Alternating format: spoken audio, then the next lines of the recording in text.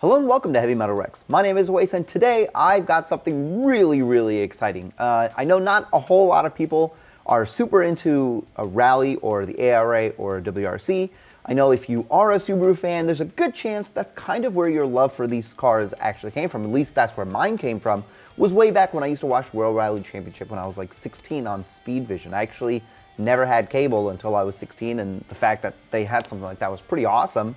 And WRC games were coming out and rally games were coming out on the PS2, and any chance I got, I definitely played with the WRX. Now, you know, over the iterations of these different cars, there's been a lot of different engine configurations, and it's been pretty cool to see that the EJ has lived on for so long in all of the rally cars. And a lot of people who bought these cars as dailies were able to basically say, I have a rally car, because there was a lot of similarities between these cars, the road-going versions and the race cars. Now, unfortunately, with the latest iteration of Vermont Sports Cars WRX Rally car, it looks like our car, but in it beat the heart of a 2-liter EJ, a modified 2-liter EJ. And again, that's really awesome, that's really cool.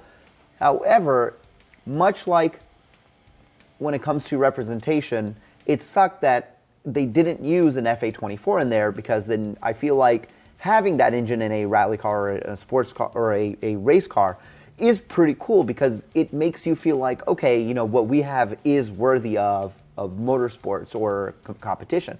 Now, it was cool when the Nürburgring car actually turned out to be a FA24, albeit slightly modified, but it was actually our engine running for 24 hours. And honestly, without the crash that they had last year, they would have won, which is really awesome. Actually, I ended up staying up a few nights to actually watch some of that, or a few times a night to actually watch that, which was pretty cool. But now things are a little different. Travis Pastrana is actually coming back to the American Rally this year in Olympus Rally with something new. He's actually going to be driving a new WRX. Supposedly this is a lower cost WRX to get more people to get into it. I don't know how much lower cost is, but looking at these pictures, it is clear to see that is a FA24 DIT. This is clearly a VB WRX that they are working on, and I cannot wait to see what this car does and what Travis does with this car. And it's now Vermont Sports Car is actually making this as a proof of concept. I hope that the proof of concept is to then use the FA24 in the next ARA rally car. Now, I don't know how feasible that is. I don't know if that's even on their radar or something they care to do, considering they've spent so much money on the EJ, the 2-liter, and it serves them really well. And this engine is still fairly new, you know, just a few years old and hasn't really been used much in motorsport. So hopefully the Nürburgring car teaches them a lot. And also, there has been another car that had run an FA24, and that's the Japanese rally car. So the Japanese rally car, although not known that much, this was basically a production WRX that was slightly modified, but still using a full FA24 engine. I've been trying so hard to find specs on this car anywhere online, and I spent like 45 minutes before this video again looking for them, and I just couldn't find anything. The only thing I could confirm was that it was a FA24. Now, if you guys have more information or more specs on this car, definitely let me know. I know there's a couple of Japanese videos, and I have talked about them in the past, but even then, I don't think I was able to find hard specs on it, whether if it was a turbo upgrade, if they use a stock turbo, or like what was underneath the hood. I can't even really find any pictures of it. I'd love to know more about this. I think they are actually racing this again in the Japanese Rally Championship here in 2025 again. So it's going to be cool to be able to see that car running in parallel to Travis Pastrana's car that he's getting built now. It's really cool. You know, we have had a few VB-shaped, I guess you could say, motorsport vehicles, which again is awesome because our car has clear representation in the motorsport sphere. Obviously, you have the Nürburgring, but then at Goodwood Festival of Speed, we had Project Midnight, which was at Subifest Texas last year. Very cool to see this car in person. The fact that we were talking about it earlier in the year and then seeing it in action and then actually bringing it over, it was so cool. This also ran a custom 2-liter Boxster engine making 600 horsepower, which is just ridiculous.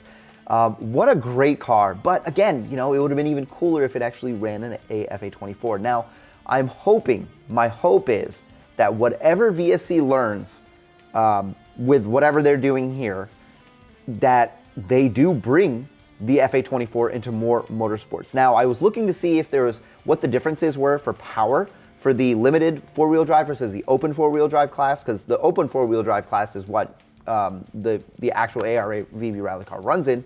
The limited four-wheel drive is slightly limited, obviously hence by the name, but what it's not limited in, it runs the same size restrictors. It's 33 millimeter restrictors in both. I'm pretty sure that is what I read, which would mean that they are limited. Obviously, I think overall power is still limited to like in the 300s. The VB WRX rally car I think made 330 horsepower. I would imagine that this is going to make very similar, considering we all know what the FA24 can do. It is different than a 2-liter, so it's going to be really interesting to see what this car is capable of, and also how much is that rally car really going to be? Because the purpose, if I read this correctly, the purpose of this is for more people to want to join rally. More of like it says right here, Subaru Motorsport agreed to build a affordable car for me in hopes of inspiring more drivers to compete in the series. That's cool, but I've seen a lot of rally cars come through our shop here at Ecotech to race down in the 100-acre woods. It's not an inexpensive thing to do. Building a rally car can be, let me correct that. Building a good rally car that you feel like you can actually win in can be a bit of an expensive thing. Now, expensive is relative to who you are. Obviously, if you have no money, everything's expensive. You know, for some people, $20,000 is expensive. For some people, you know, $50,000 is expensive. And you can buy some turnkey cars on Facebook Marketplace and here and there for, you know, somewhere around a used one, maybe like $30,000 to $50,000. And I've seen some actual brand new turnkey rally cars go for about $80,000 to $100,000. Obviously, there is a big skill gap there. You know, if you're good with that car, it doesn't always really matter what car you have. We actually have an amazing rally driver here in St. Louis, Ryan Raffy, and he keeps winning. Like, you know, he has like I believe it's a NA GC wagon, and he still keeps winning. So imagine somebody like him who had a more powerful car. But anyway, that's a whole separate tangent. This is really cool information. I'm really excited. You guys know anytime that there's any kind of news when it comes to the FA24 engine or something related to the VB, I am on it. So when I saw this earlier today, I was like running around the shop showing Adam and telling other people that this is coming. It's exciting. It's cool to have representation. I look forward to it, and hopefully this car ends up at SubiFest this year or even next year, and we can all collectively take a look at it. So anyway, I hope you guys enjoyed the video, and I will see you in the next one. Before you go, if you like this video or any of my other content, consider subscribing or picking up a YouTube membership from the membership section. Also, you guys know I work at Ecotech here in St. Louis. We do all kinds of repairs and maintenance and performance work, and we also have access to parts, whether you're looking for Perrin, AMS, Cobb, Mishimoto, Grimspeed. I can definitely help you guys. Also, if you're looking for a place to get a dyno tune or a pro tune, you can actually come here to St. Louis because we've got a dyno here. Adam, our in-house tuner, tunes here, and also Graham does remote tuning here as well. So let me know how I can help you. You can either email me at heavymetalrex@gmail.com or just message me on Instagram.